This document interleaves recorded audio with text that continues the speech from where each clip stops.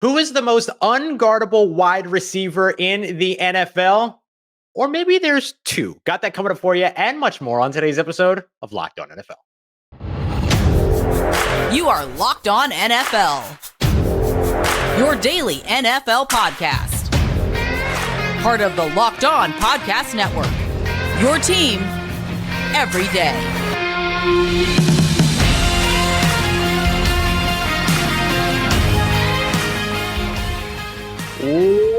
What's going on, football fans, and welcome into another episode of Locked On NFL, your daily podcast that is bringing you all of the biggest stories around the National Football League in right around 30 minutes. We appreciate you, as always, for making Locked On NFL your first listen of the day, every day, part of Locked On Podcast Network, your team every day. Don't forget, you can subscribe and follow for free on YouTube or wherever you get your podcasts. We appreciate you very much for being here. It is Tuesday. Luke Braun is out today, so we have the man, the myth, the legend, the one, the only.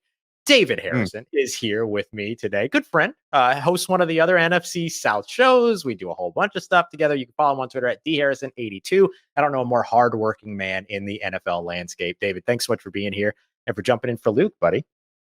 I appreciate the invite. Yeah, I had to cut my pool time short, which doesn't help your claim that you don't know a harder working person. But shout out to the 4th of July holiday because I got an early day from my side hustle, which allowed me a few extra hours. So I got some pool time. It's the only reason that actually happened. But yeah, I appreciate the invite, of course. Of course, man. Glad to be here. And of course, I am Ross Jackson at Ross Jackson Nola on Twitter, and we appreciate you very much for being here with us for another episode of Locked On NFL. Today's episode of Locked On NFL brought to you by LinkedIn Jobs. LinkedIn Jobs helps you find the candidates that you're looking to hire faster and for free. So you can post your job for free over at linkedin.com/LockedOnNFL. That's linkedin.com/LockedOnNFL. Post your job for free. Terms and conditions apply. On today's episode of Locked On Saints, Locked On NFL, the random slip there of Locked On NFL. We're gonna take a look at our Yike and Like, as always. Some good news in the city of New Orleans, which might be where that Locked On Saints slip came from. And we're also going to lead off today's show, though, with a quick look at the most unguardable wide receiver or wide receivers in the NFL, because David and I have got two names for you, and we'll also take a look at the next tier. So I think what I'm going to say right away, David, is that there is not one most unguardable wide receiver in the NFL. There are a pair of the most unguardable wide receivers in the NFL today, and that would be Philadelphia Eagles wide receiver A.J. Brown, Minnesota Vikings wide receiver Justin Jefferson are the most unguardable wide receivers in the NFL. Do you agree or disagree with me there, Dave? I absolutely agree, and I think that is the exact order that they come in this conversation. It's A.J. Brown, then it's Justin Jefferson. All last season, getting to watch teams face the Washington Commanders, and I know the Washington Commanders secondary last year wasn't touted as like the greatest secondary in the NFL or anything, but the one receiver that stood out amongst all of them to me was AJ Brown. Just the ability he has to play physical when he needs to play physical, play with speed when he needs to play with speed. And I know that some of the separation stuff we're going to talk about isn't like the world's greatest, but I think even for a dude his size and with his kind of strength and ability to just out physical somebody, still the separation that he does get when he does get that separation is very impressive when you look at some of the defenders that he's going against. So full disclosure, I actually wasn't able to be at FedEx when the Vikings came to town, so I didn't get to see Justin Jefferson play in person last year. So there is a little bit of a grain of salt there. But of all of the receivers I saw the Commanders go up against in person, A.J. Brown was by far the one that stood out the most.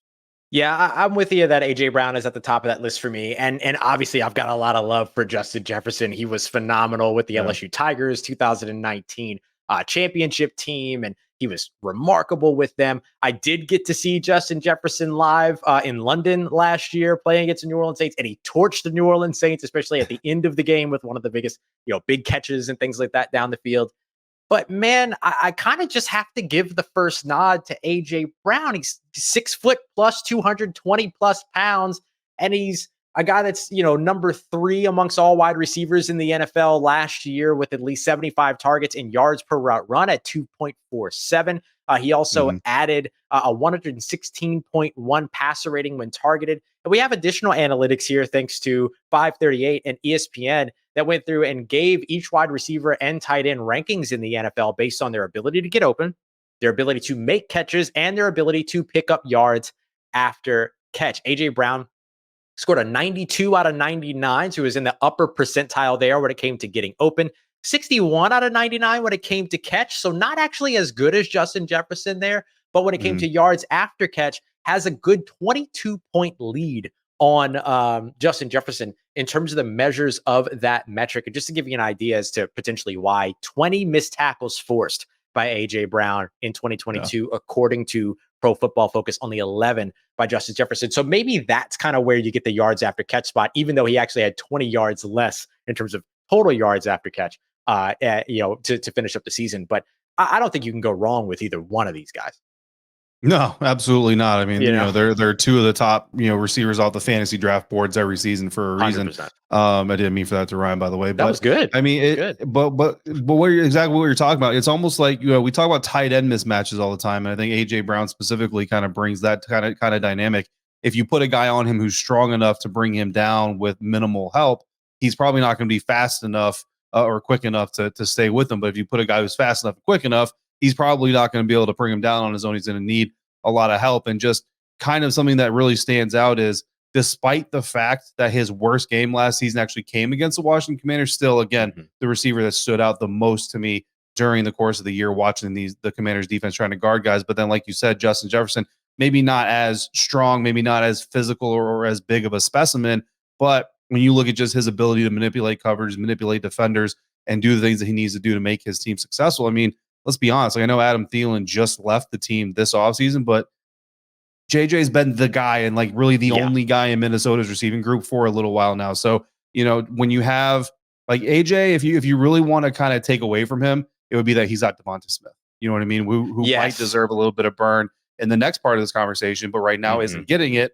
But Justin Jefferson's been doing it by himself, and he doesn't have kind of the holistic tools that AJ does. So that's why, like you said, like they're both the toughest guy to guard. And really, it's just a matter of, I think, preference probably, and who you've seen more of on who you think is the better of the two. Yeah, absolutely. And I think one of the other things too is you look at the contested catch situations. Actually, both of these guys could improve in contested catch situations. Technically, Justin Jefferson has the edge there, 55% last year, 22 contested catches in those situations as compared to, I think it was around 46% for AJ Brown. But here's what I love about Justin Jefferson.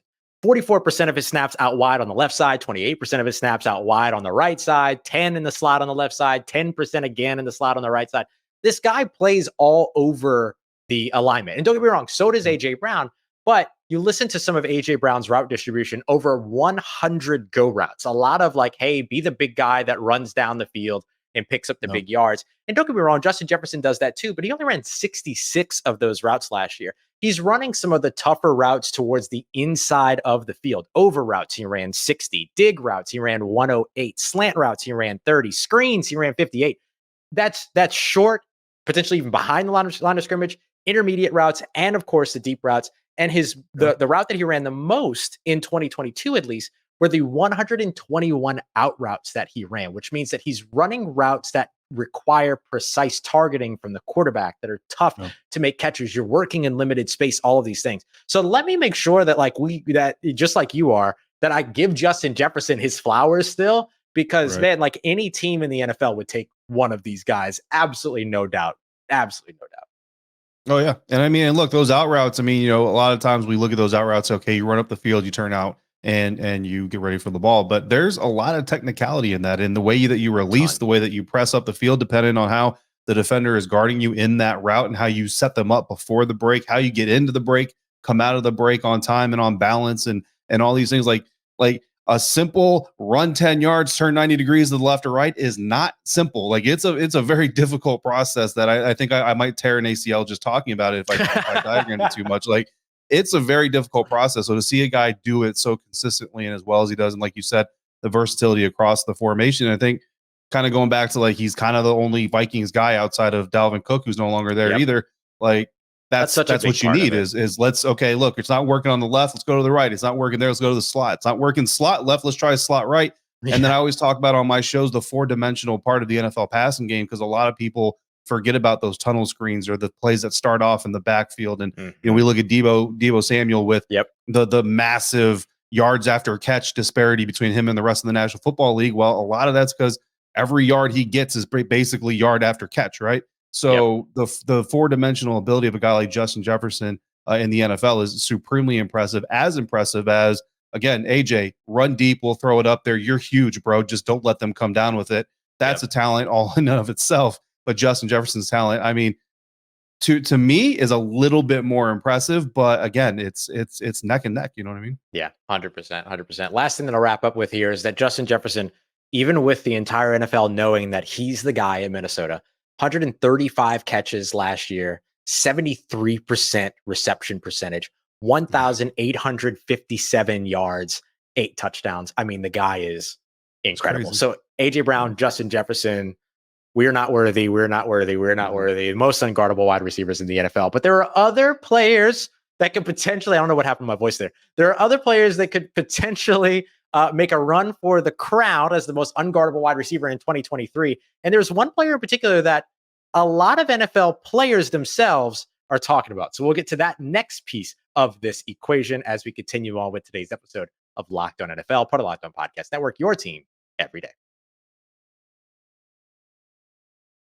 And today's episode of Locked On NFL is brought to you by our friends over at LinkedIn. LinkedIn Jobs is the place to go whenever you're in a situation to where maybe you're a small business and you're looking to bring in some folks. Those are some high stakes hires. Sometimes you want to find the people that have the requisite experience, that fit the culture, that maybe bring a little bit of something that you don't have on your staff already, right? The best jobs are the jobs that are able to bring in the best kind of like different people at a bunch of different skill sets and things like that, right? Like you got to build out your toolbox. You don't want to use a hammer to drive your screws. Can't do that. Find the right folks that fit your team over at LinkedIn, LinkedIn Jobs. You want to check them out. They've got, you can post your job for free. They've got screening questions. Make sure you're getting the right candidates. And they're rated #1 at providing qualified candidates versus their leading competitors. LinkedIn Jobs helps you find the candidates you want to talk to free and faster than anyone else. Head over to linkedin.com/LockedOnNFL to post your job for free. That's linkedin.com/LockedOnNFL to post your job for free. Terms and conditions apply. All right, family, continuing on with another episode of Locked On NFL. Thank you to all the everydayers out there for making us your first listen of the day every day. It's Tuesday, so you got David Harrison and myself here on the Locked On NFL podcast. Make sure you're coming back tomorrow. Tony and James hitting some of the biggest questions around the NFL like they do every week. We're here, though, being nerds, and we're breaking down a bunch of stats and advanced analytics, talking about the most unguardable wide receivers in the NFL.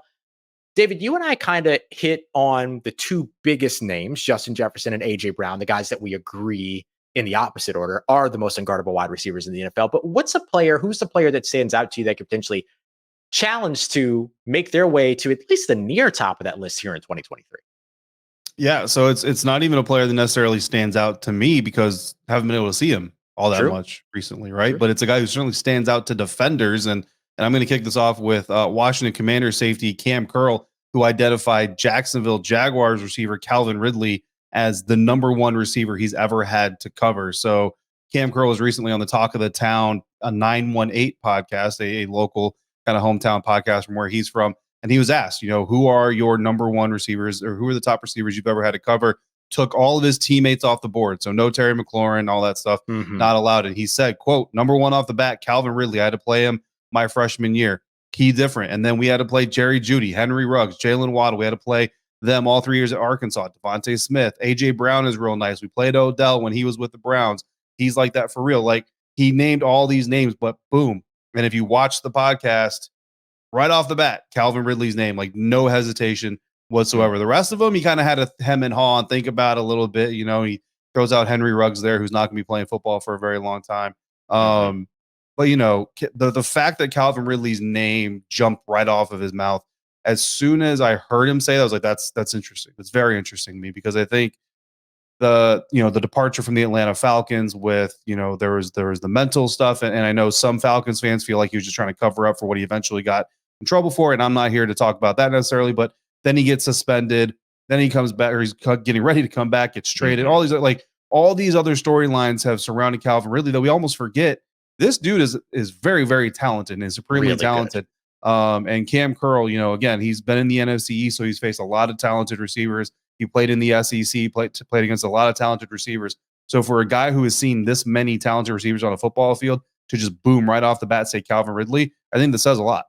Yeah, absolutely. And he's not the only one that's talking about him. Calvin Ridley's teammate, Jamal Agnew, who's not a defensive back, but hey, look, he knows the position of wide receiver. He also brought him up recently in there's an NFL.com story that talks all about it. He was on a show called Talk Sport. And he actually used the exact same words that Cam Curl used in saying he's just, well, not the exact same words, but he's just different. And I think Cam Curl said he's different. And so these guys understand that Calvin Ridley is a force to be reckoned with. If you look at his yards per route run back in 2020, which was kind of the full last time that he played almost full season, 15 games in that year, he comes in at 2.44 yards per route run. He was number 6 amongst wide receivers in 2020 that had at least 75 targets according to Pro Football Focus. You add into that the whopper of a passer rating that came when targets came his way, 102.3 passer rating, just insanely good numbers. And of course, that was 2 years ago. Can he maintain that going through? Tony Wiggins, who of course Locked On NFL every day, as we'll see tomorrow, along with James Rapien, but also over host Locked On Jaguars, and he's talked a lot about Calvin Ridley and seeing him in camp and how good, or OTAs, mini camps, and how good he looks, how fresh he looks. I mean, there's a chance that, I don't know, maybe the 2 years away actually does him a little bit of favors, right? Like he might have the freshest legs of any wide receiver that's playing in 2022 or 2023, and maybe has the opportunity to enter this conversation. But he's certainly an impressive wide receiver nonetheless, and his colleagues absolutely agree. Some other names that absolutely kind of fit in this next tier. I would be remiss if I didn't give James Rapien his flowers and talk about Jamar Chase. I mean, Jamar Chase is another one of those. And I know, former LSU, you can go off my LSU bias, whatever. I don't care. He earns the praise though. So regardless, but the guy's outstanding, and he's absolutely up there. So are there any other names that stand out to you as like potential guys that get into this conversation next season? Yeah, I look at a guy like Terry McLaurin, and he's not the most physically, I don't want to say but imposing, presence on the football field. I wouldn't say he is the quickest or the fastest guy on the football field every single Sunday, but he's a guy who's got really good, I would say, above average ability in every category you want a wide receiver to have. But he's played with mostly, if not entirely, subpar quarterback play, right? But even despite all of that, he had 40 or more receiving yards last season, every game except for 2. And 40 yards, like, okay, whoop-de-doo. But 10 of his games, he had over 70 yards. And there was a stretch there where the Washington Commanders are winning most of their games, not all their games, but winning most of their games, and kind of started threatening for playoff positions. And during that stretch, especially the game in Indianapolis, and that game was a little bit different. Terry's from Indy. It was a homecoming. You know what I mean? So there's a lot of emotion there. Marvin Harrison was in attendance because the Colts were celebrating some things. And that was his idol growing up. So there was just a lot going on. He had like 5,000 people in the stands, rooting him on from Indy. But there was a dog in Terry McLaurin that came out in the game against the Indianapolis Colts that I don't know that I've really seen before that game. And during this stretch of games, including that Colts game, he really started to look to me like a receiver that this is a guy who can start to just take over games. And we talk about the AJ Browns of the world and the Justin Jeffersons of the world and Jamar Chase. Like that's the kind of mentality that I think everybody's kind of been waiting to see out of Terry. Like he's always been the statesman, the guy that's a real good steward of the brand.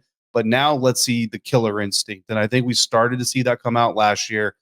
Then the quarterback flip-flop debacle happened and really just kind of knocked everybody off their game. But if this team can get consistent quarterback play from Sam Howell and get a consistent footing on the season with the quarterback position, I think this could be a year we see Terry McLaurin take that step into the shallow end of one of these receivers that really kind of takes over on a weekend-to-weekend basis. And that's kind of the beginning, I think, of becoming one of these unguardable dudes. Yeah, man, I just love Terry McLaurin. I just think he's such an impressive player. He's so good. And I loved him coming out of Ohio State and all that stuff too. I would be remiss if I didn't at least drop Stefon Diggs' name in this conversation. The guy is a noted inaccuracy eraser throughout his entire career. He's made Kirk Cousins outstanding in seasons. He's kind of helped to fix some of the concerns around Josh Allen, in addition to the development of Josh Allen right? Like, I don't want to take any of that away from Josh. But the guy that I really want to highlight here as we wrap up, because it's an interesting conversation, is Deebo Samuel unguardable or is he simply unstoppable? I think I'm a little bit closer to the latter than I am to the former, in that I lean a little bit more to unstoppable than unguardable. He does create a lot of separations, 3.6 yards of separation on average, according to Next Gen Stats. But he's also been given nearly 7 yards of cushion on average as well. We have to remember that some of that separation gets inflated by running routes from out of the backfield and things like that, where you kind of get a little bit of natural separation created. So when you look at this ESPN metric of getting open, he ranks 90th out of 110 wide receivers. So I think that the unguardable part isn't there for him. But when you consider that, and this is no exaggeration, 78.1% of his yards came after the catch in 2022, to your point from earlier. I think that's one of the things that makes him unstoppable, but maybe not necessarily unguardable just yet. Yeah, I hate when we lean on system players too much when we talk about NFL players. And I go back to kind of Tom Brady about this, because I always kind of said that even the fastest car on the track still needs to have a driver that knows how to maximize its potential, right? So there should be an equal share kind of in credit here. But Deebo, I think he's very much a product of the scheme and the system that he's in and the coaches that he has. If he goes somewhere, I don't know why Nnamdi Asamoah is coming to mind right now, but if completely different position, I get it, other side of the ball. But I think, if you're a football old guy like I am, you'll understand the correlation. If you put his talents in the wrong system, it's not going to work. He's got to be in the right place, in the right situation. The 49ers right now are that right situation. Like, if he were to leave San Fran, I would say like Miami, but outside of Miami, and of course that's a San Fran disciple, so I mean it makes sense. But like outside of Miami, I can't think of a whole lot of other teams where Deebo is Deebo to this extent that he is. Yeah, that makes a lot of sense too. All right, coming up next, we're gonna move on from our unguardable wide receivers. But man, this was such a fun conversation. Let us know who your most unguardable wide receivers are, the guy that's ready to take the next step. Let us know who you've got on that list. But next thing I want to get to is just some feel-good NFL news, because gosh darn it, we deserve it. So let's get to that as we continue on and wrap up today's episode of Locked On NFL, part of Locked On Podcast Network, your team every day.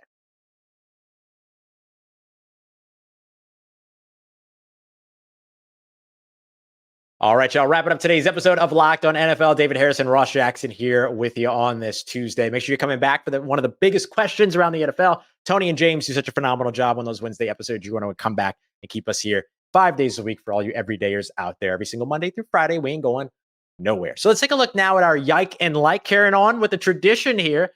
David, why don't we start with the negativity a little bit so that we can wrap up with the positivity.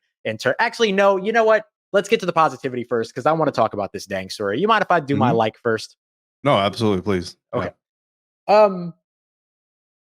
Man, there's a story that I've had the great pleasure of tracking over the course of this NFL offseason, up close and personal, with being a credentialed media member with the New Orleans Saints. And that's the Foster Moreau saga. This is a guy that, moved on from the Las Vegas Raiders after his rookie contract was done, took a free agency visit here in New Orleans, was diagnosed with Hodgkin's lymphoma. It was a positive diagnosis. He would eventually reveal in a conversation with Michael Strahan in Good Morning America that it was stage 2, which meant that it had spread from the initial location where it was found. And for those unfamiliar with Hodgkin's lymphoma, my bare bones understanding of it, thanks to the American Cancer Society, who have fantastic and informational website, and of course, that deserve a lot of support, is that it is a type of cancer that affects a part of the immune system. That's like the simplest way to do it. So he went through all that. It was kind of announced that, he had been medically cleared the day after he was medically cleared, which I think was on a Tuesday. He signed with the New Orleans Saints on a Wednesday, who was the team, of course, where he had that physical check to begin with. And then on Thursday, he was out there at like 7:30, 8:30 in the morning, reunited with Derek Carr, throwing on the practice field. And then we saw him out there, I believe it was the following week, first day of OTAs right away. More positive news around Foster Moreau on Monday, when he tweeted out saying that he has officially been given the news that he is now in full remission from his Hodgkin's lymphoma diagnosis, which is just an awesome, awesome, awesome story.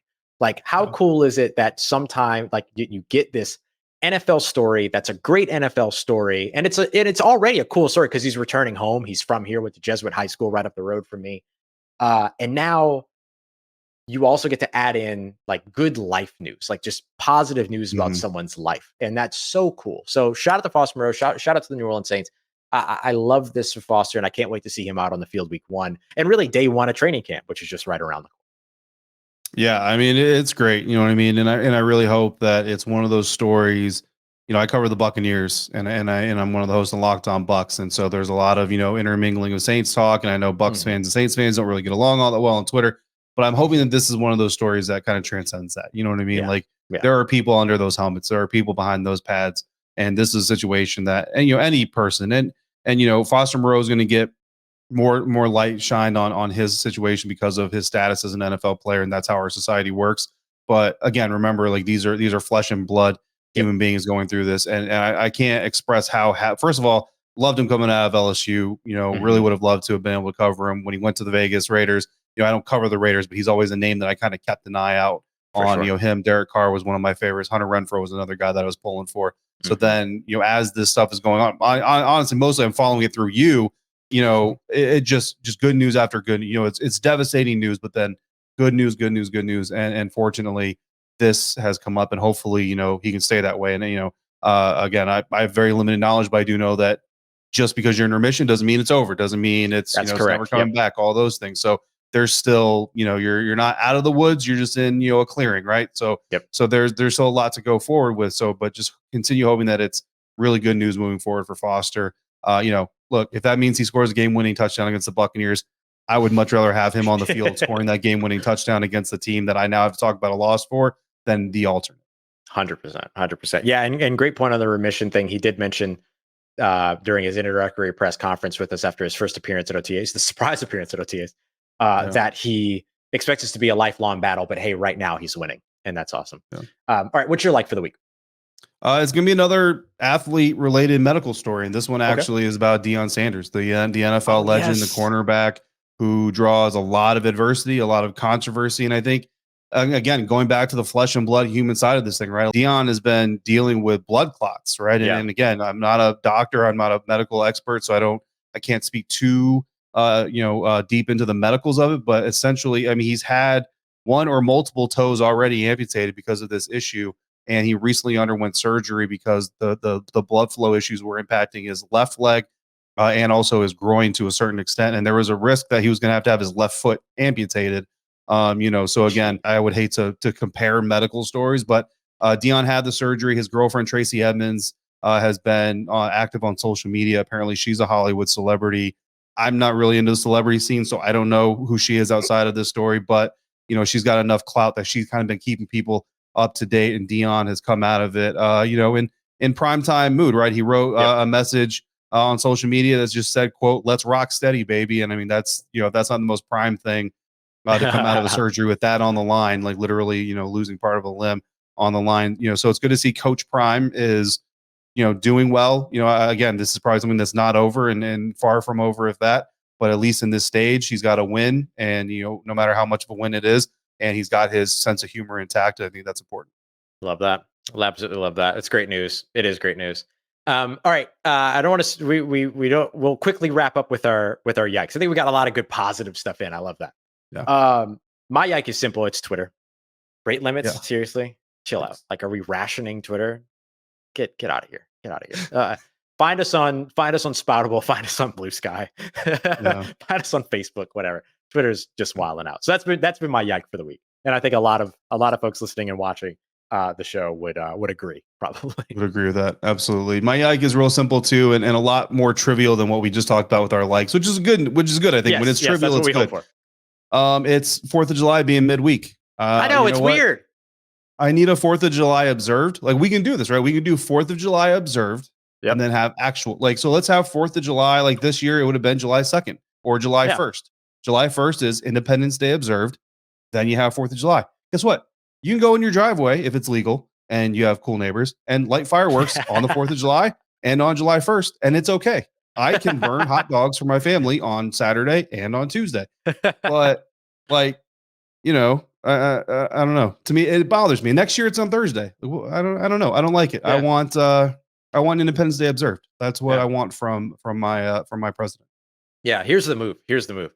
You take the 3rd and the 4th off, And that way you get to observe Absolutely. Saturday, Sunday, Monday, Tuesday. And then next year, when it's on Thursday, you can take Thursday and Friday off. You got Thursday, Friday, Saturday, Sunday, 4-day That's beautiful. weekend. That's the way Unless you are a Locked On host, in which case you're here every day anyway. In which case we don't care.